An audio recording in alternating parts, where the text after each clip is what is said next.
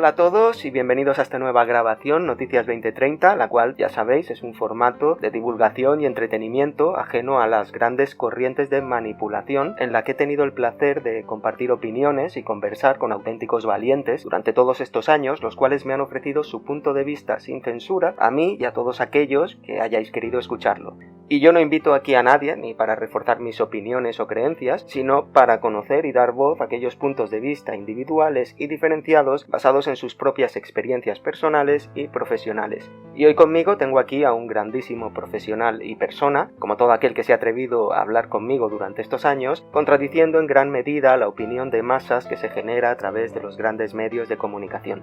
Es la primera vez que tengo la ocasión de grabar con un facultativo médico de tan alto nivel, prestigio social y profesional, lo cual me resulta muy emocionante y espero que disfrute tanto como yo o más esta conversación. Si repasamos su currículum podemos ver que es licenciado en Medicina y Cirugía por la Universidad de Navarra, a la vez que doctorado en el programa de Biología Celular, especializado en aparato digestivo, con máster en Psicoterapia, Dirección Médica y Gestión Clínica, experto en Derecho Sanitario y Ciencias Forenses, a la vez que licenciado en Filosofía, esto me gusta muchísimo, también profesor extraordinario de la Facultad de Medicina de Madrid, autor de decenas, incluso centenas, diría yo, de publicaciones científicas en revistas médicas nacionales e internacionales y premio de ensayo en Humanidades de la Real Academia de Ciencias Médicas en 2006 con el libro El médico tras la verdad o lo que más se parece a ella. Y para aquellos que aún no le hayan reconocido, estoy hablando del doctor Luis Miguel de Benito. Doctor, muchas gracias por estar aquí, un verdadero placer y honor poder conversar con usted. No sé si me equivoqué en algo de su presentación, si es así, corríjame, por favor. No, lo que ha dicho es todo correcto y en principio pues es correcto. Bueno, quizá lo último, porque no sé si no son cientos de publicaciones, yo no tengo muchas y las pocas que tenía casi he luchado para que las quitaran. He intentado quitar algunas, por el tema de quitar suciedad de las publicaciones biomédicas y estas cosas, limpiar y poner lo que realmente vale, y no siempre es fácil. Cuando uno ha publicado algo dice, retírame esto, pues no es tan fácil que te retiren las cosas. Alguna queda por ahí, si buscáis en PubMed, pues alguna encontraréis, pero vamos, no es mi intención tener muchas publicaciones, ni mucho menos. Perfecto, pues muchas gracias una vez más por estar aquí y conversar conmigo de temas que podrían resultar incómodos incluso para alguien como usted, bueno, yo creo que no, que está acostumbrado a hablar sin tapujos de asuntos controvertidos para la autoridad. Y vamos a empezar por el principio. Voy a pasar un vídeo de una de sus primeras intervenciones en televisión allá por el año 2020, en la cual evidenciaba que el colapso sanitario en hospitales pues no era tal. Personas acabamos de escuchar ingresadas en la UCI. Nos atiende ya el doctor Luis de Benito. Hola, ¿qué tal, doctor? Buenos días. Doctor, usted conoce muy bien cuál es la situación. Ha estado desde el principio, desde que comenzó la pandemia, trabajando con pacientes con coronavirus. Actualmente está en el Hospital del Escorial, aquí en Madrid. Exactamente cuál es. La situación es preocupante, y ya podemos hablar de total saturación. Hay hospitales, estamos escuchando, que se están poniendo las pilas con más plantas, pero ¿podemos definirlo ya? Pues no, vamos a ver, es que yo no sé exactamente a qué hospitales preguntáis, porque vamos, es cierto que se está notando un repunte en el número de ingresados, pero vamos, te voy a decir, hace la semana pasada en el Hospital del Escorial no había nadie, ayer había 3. Vamos, que es de más de 200, unas 100 y pico camas, ¿no? Es decir, que no me parece un porcentaje de saturación. Y quizá el hospital que está, al dicho como que es el que está más saturado, que es el 12 de octubre. El 12 de octubre era el que estaba quitando, les ha quitado ya las operaciones programadas y que además también se están desplazando a los pacientes en consultas externas, las que consideran de menor importancia. Sí, pues bueno, ayer los datos que daba la Comunidad de Madrid eran 75 ingresados. 75 ingresados en un hospital de 1.300 camas. Eso es, y 540 contagiados. Pero esos 540 contagiados son PCRs positivas. Es que ahí es donde están los datos equivocados, no confusos. Es decir, en los centros de salud se dedican a hacer pruebas de PCR y hay mucha gente que lo tiene. De hecho, están ingresando en los hospitales, por ejemplo, tráficos, que les hacen una PCR positiva y entonces lo contabilizan como COVID, cuando es un tráfico. Lo que pasa es que, bueno, hay una confusión en esto de que están aumentando los números de COVID. Pues no es verdad. Están aumentando, pero no los pacientes con patología COVID. Patología COVID es la que vimos en primavera, cuando teníamos los hospitales saturados. Ahora está habiendo, sí, un repunte de casos, pero simplemente porque estamos haciendo muchas más PCRs. Y hacer PCRs no quiere decir que estén contagiados, que estén enfermos necesariamente. Ahí, por ejemplo, en el hospital, en su hospital, exactamente, ¿Cómo están haciendo ustedes? ¿Hay, sí, una forma de ponerse a punto de cara a septiembre, octubre? ¿Está todo el personal sanitario ya de regreso? ¿Para médicos, para enfermeros? ¿Hay?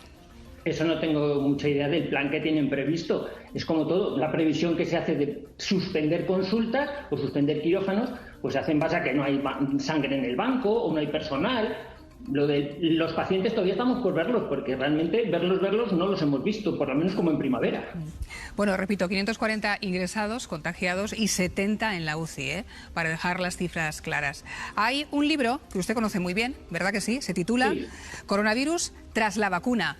Entiendo que estará atento a la información que está saliendo. Vacunas, Rusia, Alemania. Ayer saltaban las alarmas. Hoy parece que no la va a tener a punto para otoño. La de Pfizer, que parece que tiene un poquito más de eficacia. ¿Cómo lo ve? Bueno, sí es cierto que es muy comercial hablar de una vacuna, sobre todo cuando previamente se ha metido miedo y se ha hecho creer que hace falta, porque claro, hay que colocarla. La cuestión es si realmente es necesaria, primero si es segura, segundo si es eficaz y por supuesto y principal si es necesaria o no, porque si resulta que es cierto que está contagiándose tanta gente, digo yo, ¿para qué va a hacer falta una vacuna si ya todo el mundo la ha pasado? ¿No? Un poquito la necesidad de una vacuna. Sí. Lo que hay que vacunarse contra el miedo, porque eso sí, la alarma social que se está generando con esto, a los médicos desde luego nos deja perplejos. Nos deja entonces un mensaje de tranquilidad, pero yo insisto, porque llevamos una media de más de 1000 positivos al día en España. Vale. Y Entonces, si miras, por ejemplo, el Helicobacter pylori lo tiene el 50% de la población española y además es un carcinógeno tipo 1, o sea, dicho por la OMS, o sea, que la mitad de la población española tiene riesgo de tener cáncer de gástrico. Fíjate qué grave. ¿Es motivo de alarma? ¿Están en los periódicos? Es que no es motivo de alarma. Respecto a la gente que está ahora de vacaciones, ya que estábamos citando, bueno, son muchos. Madrid, por ejemplo, está vacío, podemos decir. Las grandes ciudades sí que lo estamos notando, que la gente se ha ido de vacaciones. Ahora nos espera un regreso, septiembre. ¿Algún augurio? ¿Usted tiene una previsión de lo que pueda pasar o seguiremos siendo tan optimistas? No, nosotros vamos, los médicos, por lo menos con los que yo trato, que son alrededor de 300 enfermeros y médicos repartidos por toda España, lo que tienen muy claro es que hay una maniobra para confinar a la gente ahora en septiembre, haciendo ver que hemos sido muy responsables durante el verano, porque estratégicamente es interesante y además nos viene muy bien a los médicos que no vayan los pacientes a los centros de salud que están cerrados y esas cosas, ¿no? O sea, que estratégicamente funciona bien, pero desde luego desde el punto de vista médico pensamos que hay poca chicha. Desde luego no esperamos un repunte como nos pasó. En primavera sí que era necesario que los medios de comunicación hubieran hablado de saturación, desborde, porque cuando sacábamos a los hospitales a los pacientes fuera de los hospitales, los llevábamos a los hoteles porque ya no teníamos camas para albergarlos. En primavera sí, ahora... Antes no había una pandemia y no hablabais de ella, y ahora que no la hay, habláis de ella a todas horas. La verdad es que no lo entiendo, pero bueno, se trata de dar la noticia. Doctor, creo que nos han encendido un poquito las... Se nos ha ido un poquito la pinza, las alarmas. Bueno, aquí está generando sus palabras cierta crítica vamos a ver, doctor, en el plató. Le contesta, problema va a hablar con usted Francisco Javier Barroso, periodista que está aquí en el plató. Mire, doctor, no sé o si le he entendido bien o a lo mejor nos ha explicado usted bien. Vamos a dejarle una puerta abierta, porque decir que no hemos hablado de la pandemia durante marzo, abril, mayo, junio y hasta hoy es llamarnos tontos al resto de la población. Disculpe que sea tan sincero. ¿Cómo que tontos? Es que no hemos Perdón, es que no hemos hablado de otra cosa. Ha sido monográficos de 24 horas en todos los medios de comunicación. El tratamiento de la noticia no ha sido el mismo. Hombre, por supuesto que cada uno ha hecho el tratamiento que ha creído conveniente, pero decir que no se ha tratado la pandemia, como acaba de decir usted, ¿usted en qué mundo ha vivido? Discúlpeme. Dentro de los hospitales, amigo. ¿Usted dónde ha vivido? ¿Detrás de una redacción? No, perdone, yo he estado en la calle, he visto muertos y he visto a gente enferma. Y le vuelvo a decir lo mismo, se ha tratado la pandemia. ¿Ha firmado usted certificados de función? No, mire, por desgracia no tengo esa suerte. Bueno, yo creo que vamos a dejarlo aquí. Cada cual ha podido exponer su punto de vista. Luis, doctor, le agradezco que haya estado con nosotros, que nos haya atendido. Gracias. Ratificando sus palabras que dijo en esta intervención, yo he conocido casos de primera mano referentes a suicidios o accidentes de tráfico que fueron catalogados post-mortem como COVID tras realizar un simple PCR, o a lo mejor ni siquiera eso, aunque las causas de la muerte fueran ajenas a este supuesto mal que nos acechaba a todos. Usted es un facultativo reconocido por su gran desparpajo, capacidad de oratoria y carisma, por lo que a priori resultaría un buen producto a explotar sobre el cual los medios de comunicación administrados por muy pocas manos a nivel mundial pudieran construir un relato en lo que correspondería a un gran ejercicio de manipulación de la opinión pública. Pero, tras percibir estos medios que usted era harina de otro costal, al menos así yo lo he percibido, dejaron de invitarle pese a su impecable currículum, conocimientos de la situación sanitaria en primera persona y experiencia profesional. Y al igual que usted, silencian a diario a muchos otros catedráticos, premios Nobel de medicina, reputados científicos, etc. Y en este punto de la conversación, además de que me dé su valoración sobre la existencia y causa de este supuesto virus, me gustaría conocer su opinión sobre el trasfondo oculto en este ejercicio de manipulación de la opinión pública y sometimiento mental de la población ante la autoridad. Bajo mi humilde perspectiva, sería absurdo afirmar que este relato, que fue cantado a una sola voz en todos los medios, correspondería únicamente a una situación circunstancial causada por un hecho puntual y determinado en el tiempo, presa del pánico y el desconocimiento. Y mi pregunta va por ahí. ¿A qué propósito cree usted que ha obedecido realmente este gran espectáculo escenificado a ojos de la opinión pública, que sin pagar ningún ticket de entrada pudieron disfrutar los aplausos desde la privilegiada tribuna de sus balcones? Es que quizás somos muchos en el planeta, tal vez deban fomentar nuevos modelos de sometimiento, rastreo y control, simplemente obedece intereses económicos, tal vez sea un poco de todo, y en resumen, bajo su perspectiva, ¿a qué cree usted que acontece toda esta farsa televisiva que hemos presenciado durante estos años y que presenciamos aún a día de hoy en los medios de comunicación?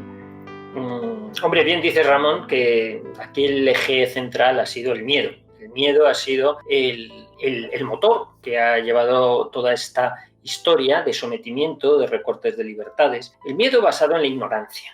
De hecho, pues apuntabas, y bien, creo yo, que bueno, pues se negaba el micrófono a gente que pretendiera disipar ese miedo. Cuando aludes a la entrevista aquella de agosto de 2020, en la que efectivamente había un interés por parte de los medios de comunicación de seguir metiendo miedo. Yo no salía con afán de llevarle la contraria por llevar la contraria. Digo, es que no hay motivo para el miedo, no es esa la situación real que estáis intentando describir, trasladar el miedo. Y esta ha sido mi conducta siempre, no solo con los medios de comunicación, donde he procurado llevar los conocimientos científicos, la situación de lo que se vivía en los hospitales, sino también incluso a las universidades. ¿Por qué las universidades, de donde se forman los estudiantes de medicina? ¿Por qué ninguna universidad, ninguna facultad de medicina me deja darles una charla a los alumnos? Yo les enseño medicina, les puedo enseñar medicina con arreglo a lo que a mí me enseñaron, con los mismos tratados. Y ahí es donde se ve la contradicción de lo que ha pasado con respecto a lo que dicen los libros de medicina. O sea que realmente no estoy diciendo nada herético, todo está en los libros que hemos estudiado. O sea que ha sido la incorrecta interpretación y sobre todo el dominio de la situación por parte de los políticos que les interesaba manipular la sociedad a través del miedo. Y eso lo saben, o sea, los medios de comunicación dominan la opinión. Si, por ejemplo, en un titular sale, por decir un ejemplo, el 67% de los españoles considera que hay que llevar mascarilla. ¿De qué vale el criterio? Parece que hay que decir, pues no, es que la mayoría opina que hay que hacer una tontería que es llevar la mascarilla. Hombre, ¿va a estar usted en contra de la mayoría? Oiga, es que es absurdo, aunque lo diga una sola persona. Entonces, claro, es contraponer lo absurdo a la ciencia.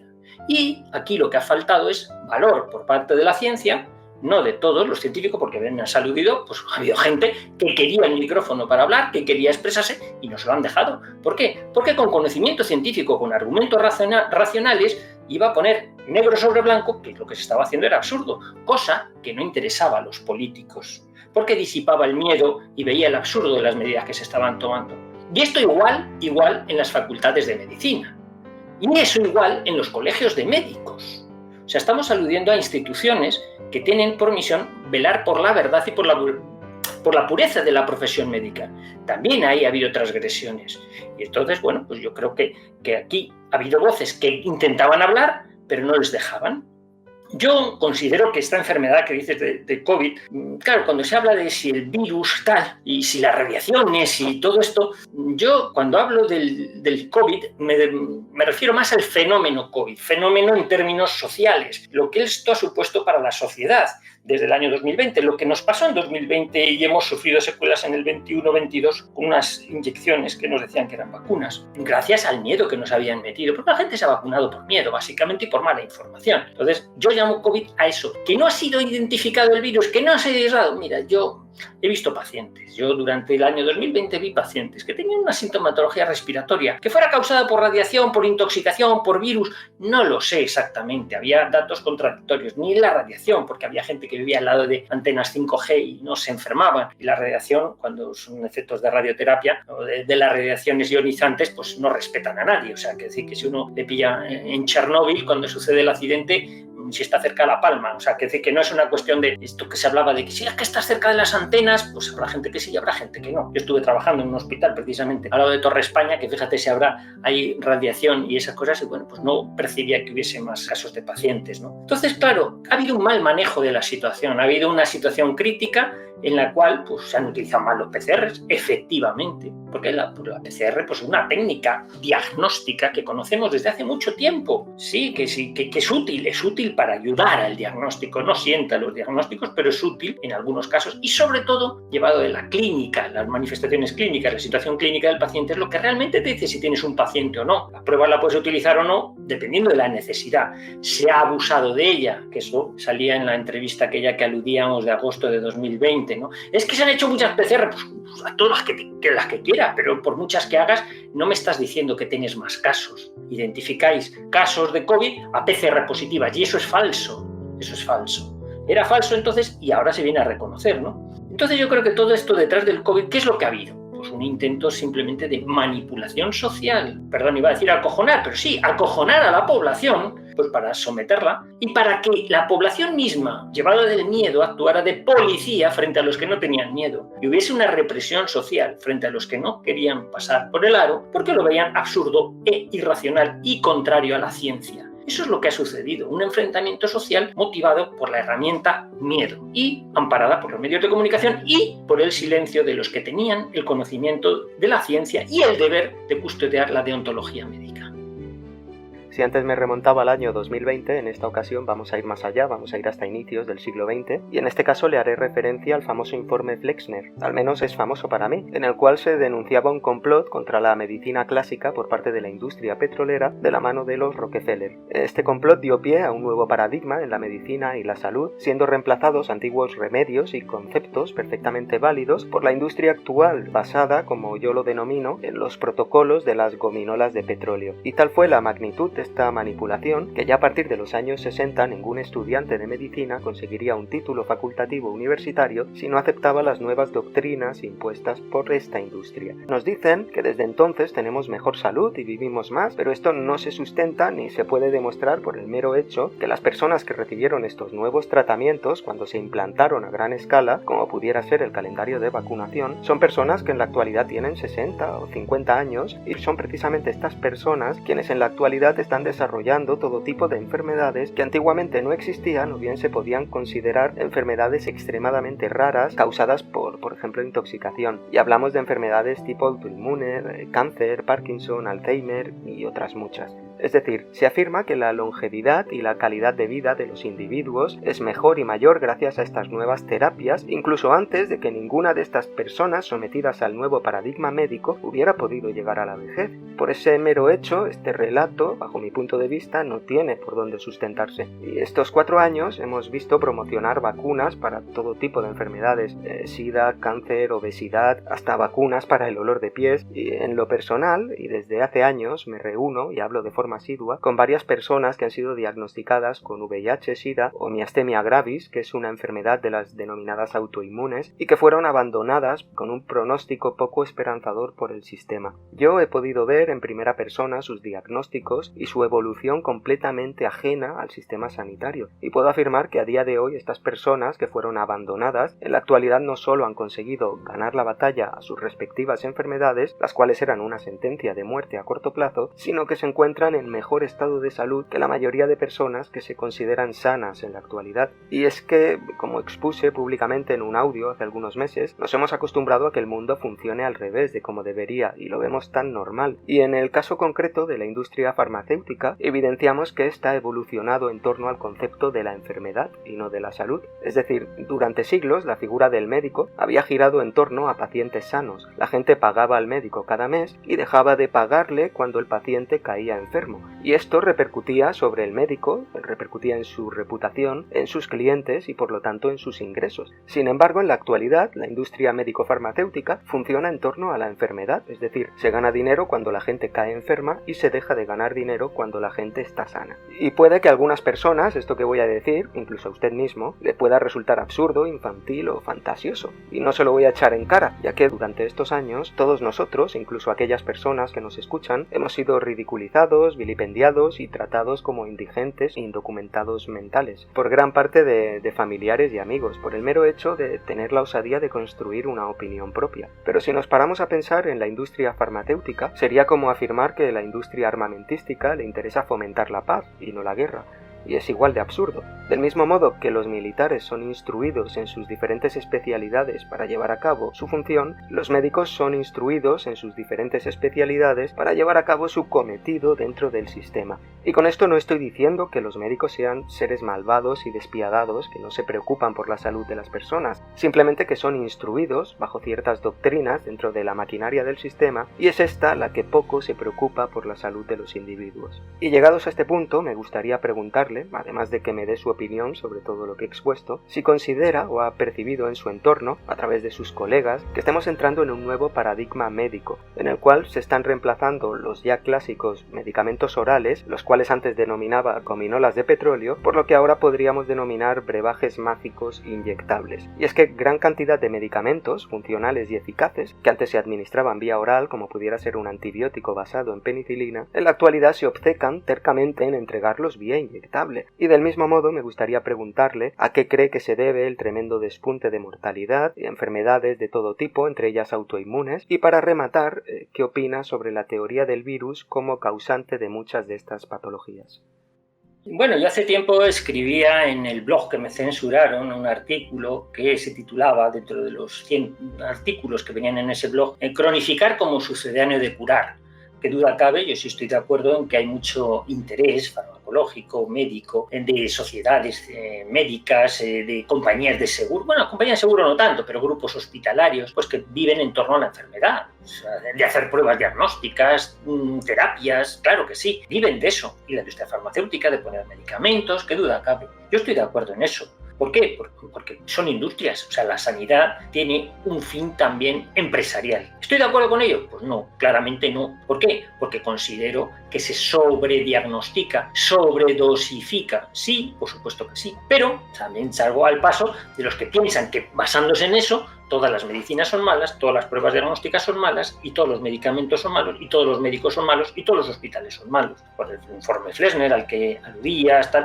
Yo creo que ha habido una perversión de lo bueno. Es decir, si te crean un recelo de las cosas que pueden ser buenas, ya dudas de todo, incluso de lo bueno. Es como si dice, bueno, pues yo, no sé, me iba a echar novia, pero como ahora no sé si es novio o no sé qué, han diversificado los géneros, pues vaya usted a saber qué me he hecho. Hay 18 géneros, ya no hay ningún género, tengo un problema con los géneros. Le han complicado a usted la existencia simplemente hablándole de tonterías. Le han complicado lo sencillo. Y en esto, en medicina, igual. ¿Por qué? Porque el demonio no está para aclarar cosas, está para enturbiar, cuanto más, mejor. Y en esto, en la medicina, también ha metido el rabo. Y también la industria farmacéutica pues está colando cosas que no solo no son buenas, son incluso nocivas, pero como gana dinero con ellas, pues allá que va. Y opacifica lo que puede tener de bueno, que también hay, desde mi punto de vista, productos que han supuesto un gran revulsivo, una gran ayuda para la salud de las personas. Por eso sí que está habiendo un cambio importante en la medicina, pero más por el recelo que se está generando de lo bueno que se había conseguido.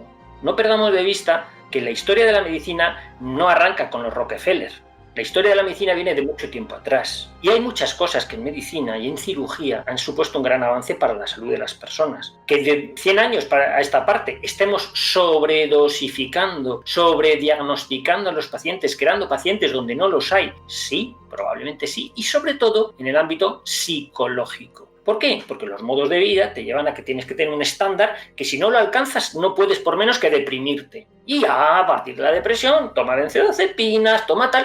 ¿Por qué? Porque no tienes un norte en tu vida, te han quitado los puntos de referencia, estás desnortado, estás desorientado, estás perdido. Y esto genera patología gastrointestinal, que es mi especialidad, los que son los psicosomáticos, ¿no? Yo me encuentro pues muy mal, pues oye, es que, ¿por qué? Porque a lo mejor llevo 8 días que no duermo. Pues bastante motivo tiene usted para encontrarse mal si lleva 8 días sin dormir, porque me agobian las preocupaciones por la hipoteca, por 1000 cosas. Me hacen muy bien en el trabajo, el niño se me enganchó a la droga. Claro, las preocupaciones te dan mala calidad de vida. ¿Qué hay de la teoría de los virus para causar enfermedades? Pues sí, yo sí creo que existen virus y que causan enfermedades. Otros los llaman exosomas, otros no creen en ellos, otros hablan de que todos los gérmenes son buenos. Yo no estoy de acuerdo con esa teoría. A mi juicio surge de la teoría rusoniana de que el hombre es bueno por naturaleza y la sociedad le corrompe. Todos somos buenos y ya está. Y los gérmenes son buenos. Pues la inmensa mayoría de los gérmenes que conviven con nosotros, por supuesto, tienen una actitud simbiótica y viven y nos ayudan. La microbiota, tanto intestinal como la que vive sobre la piel, es la primera barrera defensiva, son nuestros principales aliados. La microbiota es fundamental para que vivamos bien. Pero mira, si empiezas a decir que todos los gérmenes son malos, te cargas también la microbiota,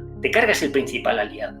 Si empiezas a decir que todos los fármacos son malos, te cargas las herramientas buenas que hay entre los fármacos para ayudarnos contra determinadas enfermedades. Entonces, el totalizar, el generalizar, es muy peligroso. Sin embargo, sí que hay virus, hay gérmenes, hay patógenos, o sea, hay gérmenes, microbios que son patógenos, que causan enfermedad en sí mismo. Hay otros que consideran que es la teoría del terreno y estas cosas que depende de dónde cae, ¿no? ¿Qué duda cabe que las enfermedades prínceps de finales del siglo XX y principios del XXI están muy relacionadas con el sistema inmunológico? El sistema inmunológico, las defensas naturales que tenemos son una barrera, no la primaria, yo consideraría la secundaria. Hemos hablado primero de la microbiota, vamos a hablar con propiedad. La mierda que tenemos encima, que llevamos encima, es nuestra principal barrera de defensa. La piel excesivamente limpia acoge a cualquier germen patógeno. Son los propios patógenos que están en la piel o en el intestino los que frenan a los patógenos, los que los mantienen a raya. Si llevamos a cabo una terapia de antibióticos indiscriminada, una terapia de erradicación del Helicobacter pylori, cuando no viene a cuento, por ejemplo, pues genera disbiosis, un desequilibrio, altera la microbiota. Y esto es fuente de enfermedades. Y lo vemos. Intentando aparentemente curar una enfermedad que a lo mejor no hace falta curarla, estamos causando otras. Y esto sí que es hacer iatrogenia. Yo lo tengo dicho no de ahora, del tema COVID, lo vengo diciendo desde mucho antes, ¿no? Lo tenía escrito en el blog y así lo sigo manteniendo, ¿no? Yo sí creo que hay virus que son patógenos y que causan enfermedad y que pueden producir la muerte. ¿Que es importante tener unas buenas defensas? Qué duda cabe. ¿Por qué? Porque no solamente es la agresividad intrínseca del germen la que te puede causar un daño, es cómo esté tu estado inmunológico. Y si tienes un sistema inmunológico capaz de hacer frente a una agresión de un patógeno, pues no te afecta. Pues vemos los casos de salmonelosis, por ejemplo, una boda, ¿no? Todos comen lo mismo, unos cogen un gastroenteritis de 3 pares de narices, otros tienen que quedarse ingresados y otros apenas, habiendo comido el mismo, ni se afectan. Y todos han comido lo mismo. ¿Por qué hay distintos grados de afectación? Porque hay distintos grados de respuesta inmunológica, de rechazo del germen que aún no le ha entrado. Y algunos responden muy bien y otros no. Lo hemos visto ahora con el supuesto patógeno del COVID. Oye, pues yo estoy convencido de que si el COVID existe como virus, entredicho, yo estoy en contacto. ¿Por qué? Porque he estado en un hospital con pacientes que tosían y que algunos han muerto. Entonces, claro, dices, bueno, pues el virus ha estado conmigo. Yo si me hubiera hecho una PCR durante los 3 últimos años, la mitad de los días hubiera dado positivo, pero nunca ha dado positivo. ¿Por qué? Porque no me he hecho ninguna. Entonces, claro, siempre he sido PCR negativo, porque nunca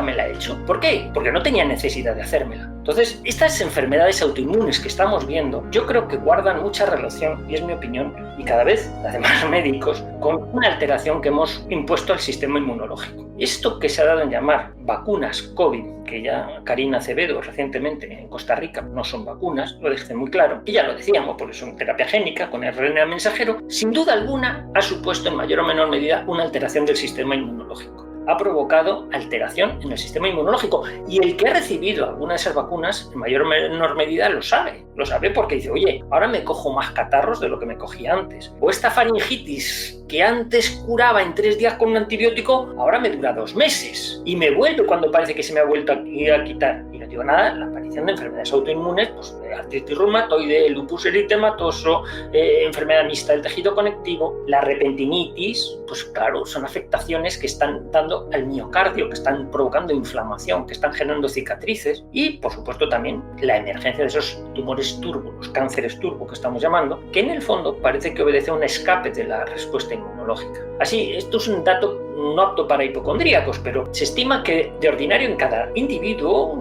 suceden del orden de 6 a 12 conatos al día de cáncer. ¿Sí? Cada individuo al día tiene de 6 a 12 intentos de que se produzca un cáncer. ¿Y por qué no se produce? Porque es abortado precozmente por un sistema inmunológico cuando está en condiciones. Cuando no está en condiciones, cuando está inmunodeprimido o está trastornado por los efectos de una terapia génica, probablemente ese conato de cáncer surge, se desarrolla y termina apareciendo clínicamente un trastorno tumoral que se nos escapa de las manos. Parece que por ahí pueden ir los tiros, porque hemos alterado de forma significativa nuestro sistema inmunológico con unas inyecciones que no necesitábamos. Esa es mi opinión. Lo he dicho en varias ocasiones y lo vuelvo a decir. Y cada vez, conforme va pasando el tiempo, más me ratifico en ello. Y no solo yo, cada vez más colegas se dan cuenta de que eso es así. Dices que si se están reemplazando los medicamentos orales por inyectables. En algunos casos sí, pero en otros no, porque el cumplimiento de un tratamiento va en relación a la facilidad de tomárselo. Es decir, la adherencia a un tratamiento, si yo tengo un paciente que le digo, tienes que tomarte 3 pastillas al día, pues es más fácil que lo incumpla que si le digo, tienes que tomarte solo 1 al día. Lo inyectable es mejor. Eso forma parte de una concepción antigua. Antiguamente, pues la gente cuando se iba a pinchar, ya cuando te ponían pinchar un antibiótico es que había llegado al susum corda, había llegado a lo máximo, ¿no? No te lo daban vía oral, sino que te lo pinchaban. Bueno, el pinchar una medicación, el inyectarla, no necesariamente es ni mejor ni peor. Normalmente se reserva para situaciones críticas o más agudas o más peligrosas, porque en el fondo una terapia vía oral, o sea, un tratamiento, un fármaco vía oral, si se absorbe bien vía digestiva, no hace falta pincharlo, es mi opinión. Sí es cierto que hay un abuso, y lo has apuntado antes desde mi punto de vista, de vacuna para todo. Vacuna es una palabra que se ha prostituido, se ha sacado de su contexto hace tiempo. Y ahora vacuna, pues emplea eso. Vacuna para el colesterol, vacuna para la vejez, vacuna para... No, mire, esto no es así. ¿Qué pasa? Que están explotando un término que está ya adulterado. Eso no es ninguna vacuna. Ni las COVID son vacunas, como aludí antes, según lo que decía muy explícitamente y con mucha claridad y muy acertadamente Karina Acevedo, ¿no? No son vacunas. No pongamos vacuna a todo, porque entonces parece que estamos poniendo una etiqueta simplemente adulterando y pervirtiendo lo que en esencia podía ser bueno. Yo no soy antivacunas, yo creo que existen vacunas útiles, más o menos útiles y más o menos seguras. Lo que hay que ver siempre es la indicación, la necesidad, los pros y los contras, los inconvenientes que puede tener y que cada cual decida, ¿no? Y el modelo médico actual, que está basado en la enfermedad, como aludes, y no en la salud, pues sí que es reprobable desde mi punto de vista. Hemos ido creando pacientes crónicos, pacientes hipocondríacos, alimentados por el miedo, al que aludíamos antes. El miedo, pues estaba hablando hace poco con una colega que tiene una lesión microquística en el páncreas, pues ya no le deja dormir, porque si aquello algún día se degenera, pero hija, pues lo tienes desde hace años. Esto, si no te hubieras mirado ni lo sabrías. Ya, pero ahora desde ya que lo sé, pues vivo yo con mucha angustia. Claro, ¿qué estamos haciendo? Hipertrofiar el miedo, quitando calidad de vida a la gente simplemente por el miedo. Y el miedo también, ojo, a ir al médico cuando toca ir. Que es cierto que muchos colegas de la profesión, desde mi punto de vista, ¿se han aborregado? Pues sí, que a lo mejor se han vendido, no tanto vendido, sino que han cedido a esos protocolos a los que aludías o esas maneras de actuar que te impulsa a prescribir, diagnosticar, meter miedo. Pues sí. Pero mi tarea como médico ha sido tratar a los pacientes, no utilizando la herramienta del miedo, sino intentando disiparlo y tratar a mis colegas para que de alguna manera vean que la calidad de vida que le pueden dar a los pacientes es el tiempo que los pacientes pasan lejos de los médicos. Bueno, paso a mi siguiente cuestión, y es que todos los castores hacen presas y yo no voy a ser menos que un castor. Quiere decir, siempre tenderé a construir los mismos castillos mentales con las herramientas disponibles en mi entorno. Y al principio de la conversación le pregunté a qué consideraba que acontecía todo este espectáculo escenificado a ojos de la población mundial. Bajo mi punto de vista, considero que la autoridad de los facultativos médicos ha sido saboteada deliberadamente de cara a aquellos llamados teóricos de la conspiración, y como podemos vislumbrar en la actualidad, tras los recientes acontecimientos y publicaciones en prensa oficialista, incluso en los juzgados recientemente en Estados Unidos, también está siendo puesta en duda por aquellos que siguen las vertientes oficiales, y puede que esto se acreciente en breve, puesto que antes eso que era seguro y eficaz, pues quizá ahora no lo sea tanto. El libro de la Cuarta Revolución Industrial de Klaus Schwab nos dice que casi un 50% de los puestos de trabajo serán reemplazados por robots de aquí a 2035, y hablamos de un cambio social sin precedentes por lo drástico que se vislumbra, nunca antes vivido en nuestra sociedad, que dejará fuera del sistema a gran parte de la población. Hablamos de profesores, teleoperadores, conductores, construcción, almacenes e incluso medicina, muchos de los cuales pasarán a ser individuos completamente dependientes del Estado. Yo mismo he publicado decenas de vídeos al respecto. En lo referente a la medicina ya existen inteligencias artificiales capaces de realizar tareas de recepción en triaje, incluso de diagnóstico en atención primaria y hasta cirugía. Interiormente, elucubro que todo este despropósito que estamos viendo en lo referente a la autoridad médica podría corresponder a un futuro reemplazo respaldado por la supuesta eficiencia y neutralidad de la inteligencia artificial en la medicina. Es decir, quieren cimentar nuevos valores y formas de entender la medicina, así como otros oficios y conceptos en la sociedad, y quizá lo que estamos viviendo en la actualidad, además de haber servido para relegar la autoridad de la figura facultativo médico, la cual actualmente está muy mermada entre los considerados teóricos de la conspiración, vistos los recientes acontecimientos en los medios de masas, puede que esa autoridad se vea aún más perjudicada si cabe en los próximos tiempos de cara a aquellos que siguen la versión oficial. Hace algún tiempo expuse en el canal el curioso caso de por qué las personas secuestradas por el Estado Islámico se muestran tranquilas antes de su ejecución ante las cámaras, y esto se debe a la repetición periódica de aquellos conceptos que ya han sido practicados una y otra vez. En el año 2013, el periodista americano James Foley y el periodista francés Didier François fueron rescatados de las garras del Estado Islámico. Estos mismos periodistas nos relataban que durante su desagradable experiencia eran sometidos a falsas ceremonias de ejecución varias veces al día. Es decir, sacaban a los presos de sus celdas y eran sometidos de forma reiterada a falsas ceremonias de ejecución ante las cámaras. Al principio estos presos trataban de resistirse, gritaban, lloraban, pataleaban, pero con el paso del tiempo y una vez asimilado el concepto, se mostraban sumisos y colaboradores con sus captores. Y esto provoca en nuestra mente un efecto devastador. En primer lugar, la aceptación del concepto como forma intrínseca de vida. En segundo lugar, el desprestigio ante los demás individuos. Es decir, tras alertar que viene el lobo, que nos van a matar a todos, vuelves sano y salvo a tu celda, lo que provoca que el resto de individuos de la sociedad te vea como un exagerado o un paranoico, puesto que tus supuestas advertencias se han quedado en nada. Y en tercer lugar, la aceptación de tus agresores. Es decir, no son tan malos, decían que iban a matarte, pero al final no te han hecho nada, o simplemente te han cortado un dedo. Y bajo mi humilde opinión, esta misma táctica de aceptación ante tus agresores la estamos vislumbrando en la actualidad. Y un ejemplo claro de esto lo tenemos en el Tratado de Pandemias. Llevamos años avisando sobre las demenciales medidas que teóricamente han tratado de implementar, alertando al resto de presos, de ciudadanos en nuestro entorno. Pero finalmente, y tras la publicación del último borrador el pasado 17 de abril, podemos ver que todas estas modificaciones han desaparecido, y no porque se haya llevado a cabo una acción útil y eficaz por parte de la ciudadanía. Es decir, nos han devuelto sanos y salvos a nuestras celdas, quedando como unos locos y paranoicos a ojos del resto de presos o de la ciudadanía.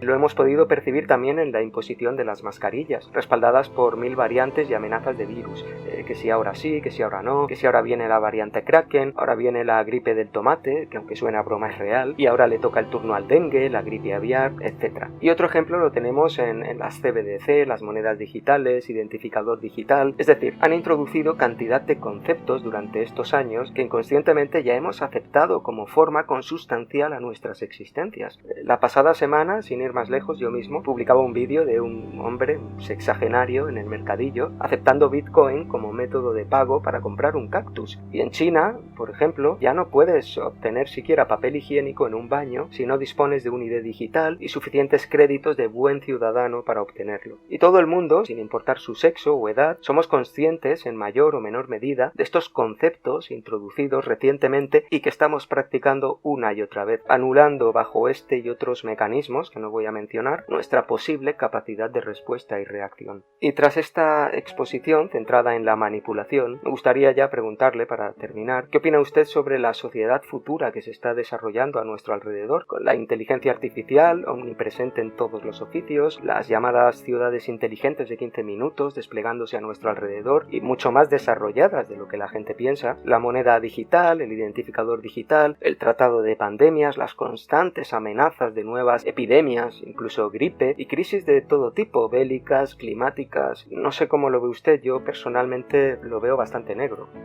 Hablas de que hay un ejercicio de manipulación a gran escala, por supuesto. Esto ha sido toda una puesta en escena, como hemos dicho, ¿no? A través del eje del miedo. Y todo está permeado a través del miedo. El miedo pues lleva a tomar esas decisiones irracionales y a dar por bueno el que a uno le aten, le encadenen. Fíjate que en el libro que escribí, El coronavirus tras la vacuna, en el que relataba, como si fuese un cuaderno de bitácora, pues lo que sucedió durante el año 2020, terminé de escribirlo en mayo o en junio del año 2020, así que había dado por terminado lo que nos había arrasado médicamente. Y fíjate, yo abogaba en ese libro porque había que vacunarse frente al miedo. Ese era el eje, vacúnese frente al miedo. Porque las tres palabras con las que podría sintetizar el libro es: besaremos nuestras cadenas. Tendremos tanto miedo que estaremos encantados con que nos encadenen, con que nos recorten las libertades. Entonces, el Tratado de Pandemias, que es una tutorización por parte de organismos internacionales de ese miedo, te van a decir cuándo tienes que tener miedo y te van a decir lo que tienes que hacer. Las ciudades de los 15 minutos, pues te van a decir que vivas aquí confinado, que yo te voy a estabular para que tú estés seguro, porque si no te voy a meter miedo. Tú no puedes ir libremente por ahí. Si la mascarilla es para protegerte y para proteger a los demás. ¿De qué? De ese miedo colectivo que está infiltrando la sociedad desde los medios de comunicación. Tenga usted miedo a su vecino, no se monte en el ascensor con él, guarde la distancia social, incluso no coja los billetes porque pueden ser vehículo de transmisión de virus, acepte la moneda digital. Es bueno que nos tenga controlado papá Estado, que nos tengan controlado nuestros dirigentes. ¿En verdad que usted está de acuerdo con que todo el mundo, con que el Estado sepa en cada momento dónde está cada individuo? Todos estemos geolocalizados, porque claro,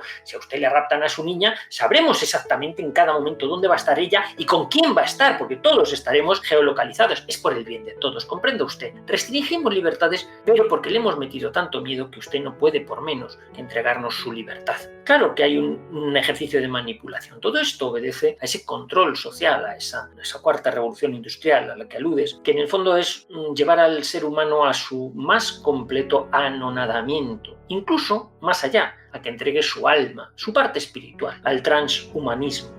En esto también juega un papel importante porque la salud es una cosa que los seres humanos tenemos en gran estima, la salud y la vida. Y entonces, bueno, pues vamos a hacer que los médicos también formen parte de este sistema sanitario tecnocrático. Vamos a introducir, y lo he dicho recientemente, en el último año vengo hablando mucho de ello, de la introducción de la inteligencia artificial basada en la Big Data, en los paradigmas médicos, en la robótica y en los protocolos. Claro, a día de hoy, lo he comentado también hace poco con algunos médicos, dicen, bueno, sobre todo médicos que van a salir nuevos de la facultad. ¿Qué se les enseña? Mire usted, la inteligencia artificial es el paradigma de la verdad. No se va a poner usted, hemos visto vídeos ahí donde los robots pues te ganan al ping-pong, te ganan al ajedrez, saben cosechar o segar mejor que tú, no les da lumbago, hacen ejercicio mejor que tú, disparan mejor, tienen más precisión, en fin, superan al ser humano. La robótica, la inteligencia artificial, cualquier herramienta de inteligencia artificial, pues te diagnostica mejor un fondo de ojo que 100 catedráticos de oftalmología, por ejemplo. ¿Por qué? Porque una inteligencia artificial puede cotejar en cuestión de segundos 2 millones de imágenes y te puede diagnosticar una retinopatía diabética mucho mejor, con mucha más anticipación que oftalmólogos. Hombre, no me diga usted, hay que someter todos los dictámenes a la inteligencia artificial. La inteligencia artificial es una herramienta, puede ser útil. pero se está elevando, y esto a través de las campañas de prensa, a una deificación. Es la palabra de Dios, de manera que ya no tiene usted argumentos en contra. Estamos en un periodo de la ventana de Overton, de la implantación de la inteligencia artificial, en la cual es, por supuesto, voluntario, como pasa siempre, que se instaura algo a través de ese paradigma de la ventana de Overton. No, esto es voluntario, esto es una herramienta, esto es opcional. No quiere decir que usted necesariamente tenga que seguir los dictámenes o el diagnóstico que le da la IA, la inteligencia artificial. Usted puede cambiarlo, es más, tiene que ratificar pulsando la tecla intro que está de acuerdo con lo que dice la inteligencia artificial, si no, no vale. Pues es el ser humano el que tiene la decisión ahí, es el médico. Pero claro, ojo, pues si le lleva usted la contraria, aténgase a las consecuencias. Porque claro, lo que diga la IA tiene un amparo legal. O sea, si el paciente le va mal y usted le prescribió lo que dijo la IA, mire, es que los paradigmas, la inteligencia artificial, los protocolos decían esto, entonces el juez te va a exonerar y dice, bueno, pues no fue mal, pues ¿qué lo vamos a hacer? Pero siguió los protocolos, se ajustó al protocolo. Y viceversa, incluso aunque aciertes llevándole la contraria a la inteligencia artificial, a lo mejor incluso te metes en un problema legal y te denuncian. ¿Por qué? Porque has contravenido la palabra de Dios, has contravenido la forma correcta de hacer las cosas según lo que pretenden los que quieren tener en sus manos el control de la sociedad. Claro, si la inteligencia artificial en sus nuevos protocolos incluye que todo lo que tenga más de 65 años, cuando lo metas en los datos, dice, no, a este ni le mire, ni le hagas pruebas diagnósticas ni terapéuticas, esto no gastes nada, esto son clases pasivas, es un paciente que ya está viejo, achacoso, y no está gastando más de lo que ingresa, nada, quítatelo de en medio. Pues lo dicen los protocolos de la inteligencia artificial. Hemos vivido recientemente, el día 1 de mayo, en el BOE aparecía pues, que la comisión, que el gobierno pedía que los documentos, los códigos de deontología, tanto médica como de enfermería, estuvieran sometidos a la Comisión Nacional del Mercado y la Competencia. Es decir, que había que filtrar el contenido de los códigos que nos rigen deontológicamente a través de una comisión que lo que mira pues es la pela, es el mercado. Y entonces dices, o sea, que pueden entrar a jugar parte de la consideración ética, valores mercantiles, por supuesto, ¿quién lo duda? Es lo que quiere el gobierno. Se escapa fuera del control de los médicos. Ya se escapó, porque durante la pandemia el Código de Deontología Médica pues brilló por su ausencia, ¿no? Pero ahora es una ratificación de que eso es así. No hemos sabido estar en nuestro sitio en su momento y ahora lo especifican claramente. La deontología, la ética, ya deja de ser médica, es una cuestión que atañe al gobierno y decide qué es lo que es bueno, qué es lo que es malo para los pacientes. Y en ese sentido nos introducirán, pues eso, elementos que son ajenos a la salud, como pues la carne sintética, por la alimentación esa basada en insectos. Mira, yo en ese sentido, como médico gastroenterólogo, considero que el ser humano tiene una plasticidad grande. Quiero decir, a lo largo de la historia, si analizamos lo que los seres humanos han comido, pues mira, comían lo que había. Hay gente que a lo mejor dice, no, es que el tomate es esencial para la vida. Pues mire, los romanos no conocían el tomate y ganaban sus legiones en todas las guerras que se presentaban. O sea, y la patata tampoco, pues vinieron de América. ¿Es esencial el tomate? Pues no, muchos siglos de historia documentan que no es esencial, porque ha vivido mucha humanidad sin ellos. Y si ahora pues cambiáramos la alimentación del ser humano de una forma progresiva, ¿se adaptaría nuestro sistema, nuestro aparato digestivo? Hombre, si la alimentación va variando de una forma gradual, nuestro sistema se puede ir adaptando. Si lo hace bruscamente, no. De hoy para mañana no podemos comer piedras o digerir la quitina de los insectos o 1000 cosas. Los cambios bruscos, los seres humanos, ninguna raza, ninguna especie es capaz de asimilarlos. Pero si son graduales, progresivamente, pues como que te vas adaptando. También aludías a esa sintonía que a veces ya el paciente que ha sido ejecutado 100 veces dice, mira, la primera vez lo paso muy mal, la segunda también, la tercera también, la cuarta ya como que ya me parece que me voy acostumbrando. Todos los días van y hacen como que me ejecutan, pues ya como que es normal, ¿no? Ya no sufro tanto estrés como la primera vez, ¿no? Efectivamente, hay un fenómeno de adaptación si al cuerpo le das ocasión. Si le ejecutas de verdad a la primera, ya seguro que no tiene ocasión de adaptarse más, ¿no? Todos esos intentos que hay, como dices, de las ciudades inteligentes que nos tienen preparadas para nuestra seguridad, para ser sostenibles con el sistema, con la ecología. Pero bueno, ¿cuándo la raza humana ha tenido barreras para moverse por donde quería? Por el planeta. Claro, desde que se inventaron las fronteras y estas cosas, desde los tiempos de Juan Jacobo Rousseau, que decía, el problema de la propiedad privada empezó cuando alguien le puso una cerca a un territorio y dijo, esto es mío, ¿no? Pues ahí, cuando empieza la propiedad privada, dice, bueno, y no te dejan moverte. No, usted ya no tiene crédito social para moverse más allá de 15 minutos de donde vive, pero es por proteger el planeta, ya sabe usted, es por proteger el planeta, es por el bien de todos. Usted no puede ser egoísta, no puede pretender viajar a Torremolinos si vive en Madrid. Hombre, por favor, si no tiene crédito social, es un desgaste del planeta y es antisocial para el resto de la gente. Pero bueno, esto nos lo dicen hace unos años y uno se lleva el dedo a la sien y dice, ¿pero te falta un tornillo o qué dices? Bueno, pues esto progresivamente no lo han ido adaptando a la sociedad de manera que parezca un discurso coherente, y es totalmente absurdo. Me duele porque yo a veces llevo a los niños al cole y sí oyes a lo mejor algunos padres jóvenes, pues no sé, me voy a ir a vivir a tal sitio que parece que va a ser una ciudad inteligente. Tío, te estás metiendo en una cárcel tú solo, ¿eh? La mejor cárcel del mundo es la que no tiene barreras, no tiene fronteras, no tiene verja, porque la gente no es consciente de que vive en una cárcel, no se va a escapar, simplemente es el miedo lo que lo tiene ahí, ¿no? Y de igual manera, lo de la moneda digital, ¿no? Las entidades digitales. Mira, la moneda digital es un medio de control. Yo estoy a favor de que la gente pague en efectivo porque es una forma, una expresión de libertad. Nadie sabe dónde gastas, ni con qué gastas, ni en qué. Fíjate, te voy a ser un poquito brusco, pero a mí me hizo pensar, dentro de los múltiples pacientes que pasan por mi consulta, pues yo recojo impresiones de todos los que vienen y tal, pues un colectivo que me hizo pensar mucho en lo de la moneda digital como sistema de ruina y de captura fue una chica que se dedica a la prostitución y dice que nuestro negocio se acaba. Como hagan moneda digital y nos tengan que pagar con moneda digital, se acaba. ¿Por qué? Porque no va a tener clientes. Es así, es el negocio más antiguo, ¿no? El oficio más antiguo, ¿no? Pero como eso, por muchas cosas. El control de los seres humanos para saber en qué gastas, dónde estás, todo llevado por el miedo. Es que es por tu bien, por tu bien. Igual que las identidades digitales. En el fondo, en el último paso de todo este control social está el transhumanismo, el entrégame tu alma. Sí, porque el ser humano, y esto es un aspecto trascendente, los seres humanos tenemos ansia de eternidad. Queremos perdurar en el tiempo. De hecho, cuando vemos acotado nuestro horizonte temporal es cuando nos acojonamos. Nos han dicho, te quedan 2 meses de vida. ¡Ay, Dios mío! Te queda un mes, o te vas a morir mañana, o te queda 1 año. ¡Ay, me han puesto un límite! Claro, tenemos límite. Entonces, los seres humanos, el factor tiempo nos parece que es lo más importante que tenemos. ¿Por qué? Pues porque una vez muerto se nos acaba todo. ¿Y qué te promete el transhumanismo? La identidad digital. La identidad digital supone que todo lo que tú eres la puedes verter sobre un pendrive, ¿no? Y resucitarte en un organismo nuevo después, perpetuarte como un ser que después de fallecido sigas existiendo en un ordenador, en una inteligencia artificial, en una forma virtual. Va a ser la esclavitud permanente, el infierno. Es decir, vas a ser permanentemente esclavo. Es una parte que la gente no entiende. Decir, no, a cambio de que tú quieras ser eterno, te hago eterno, pero esclavo, eternamente esclavo.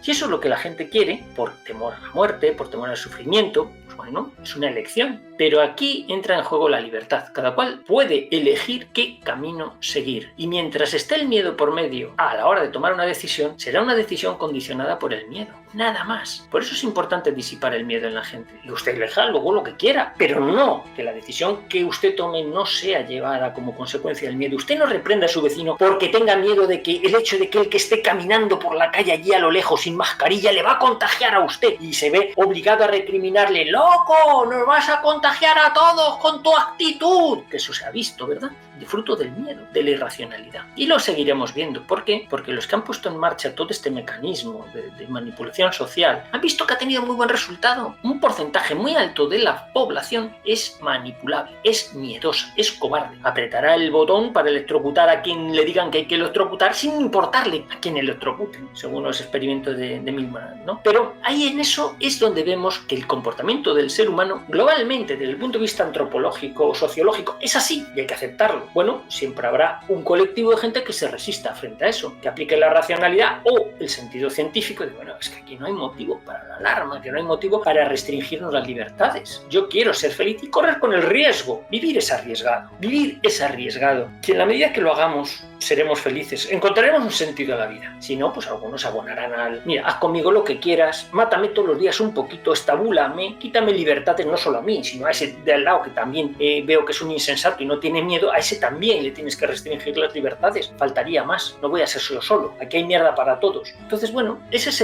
la actitud social en la que está derivando el miedo. En un enfrentamiento social, que es lo que quieren los malos. Los malos se frotan las manos cada vez que ven que dos individuos, pues uno que va a consumir un bar y el que tiene el bar, que le han dicho que tiene que ser el policía de que asegure que el que entra está vacunado o lleva mascarilla. Y si no, tiene que actuar de policía. ¿Qué culpa tiene? ¿Qué papel tiene que hacer de policía el que tiene un restaurante? ¿De quién va va y quién no va. Pues es enfrentar a la gente de forma innecesaria y a los cuerpos y fuerzas de seguridad del Estado. Igual, yo tengo policía que anda que no nos han mandado a hacer cosas absurdas y en la profesión está pues el obedecer y tal. Toda esa ética se ha puesto en juego a los médicos, a los jueces, a los profesores, a los talleres, en todas partes. Se ha puesto en tela de juicio si usted es racional o es un irracional con miedo y entonces es un sujeto que va a ser esclavo, apto para ser esclavo. Y además, buen guardián porque el miedo hará que vigile a los demás.